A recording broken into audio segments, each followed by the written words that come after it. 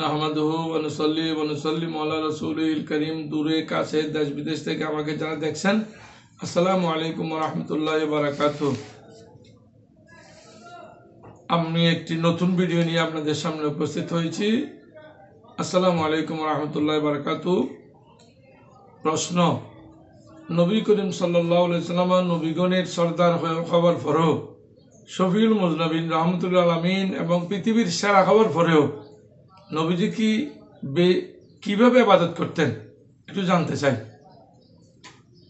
তো এর উত্তরে বলা যায়, রাসূল করিম সাল্লাল্লাহু আলাইহি ওয়াসাল্লাম যেমন সৃষ্টি জগতের মধ্যে সেরা, তেমনি রাসূল করিম সাল্লাল্লাহু আলাইহি ওয়াসাল্লামও বেশি বেশি ইবাদত করতেন।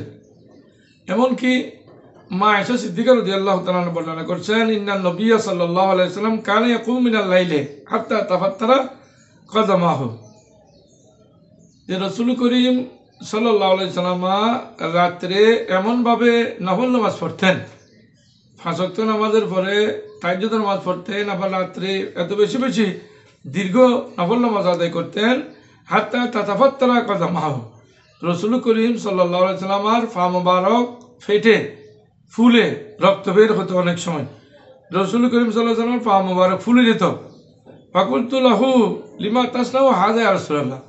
হে আল্লাহ রসুল, মা আয়েশা সিদ্দিকা বলেন, আমি জিজ্ঞেস করলাম, আপনি এতগুলো ইবাদত কেন করেন?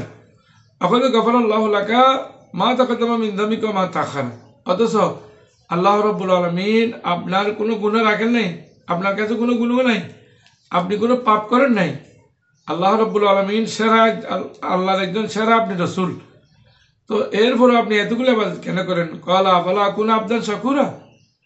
তখন রাসূল করিম তদুত্তরে বললেন যে, আমি কি আল্লাহর একজন শুকরগুজার বান্দা হব না?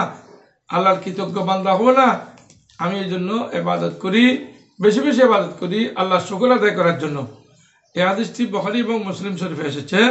আল্লাহ রাব্বুল আলামিন আমাদেরকে নবীজির উম্মত হিসেবে, নবীজিকে অনুসরণ করে আমাদেরকে বেশি বেশি ইবাদত করার তৌফিক দান করুন। আমিন। ওয়া আখিরু দাওয়ানা আলহামদুলিল্লাহি রাব্বিল আলামিন।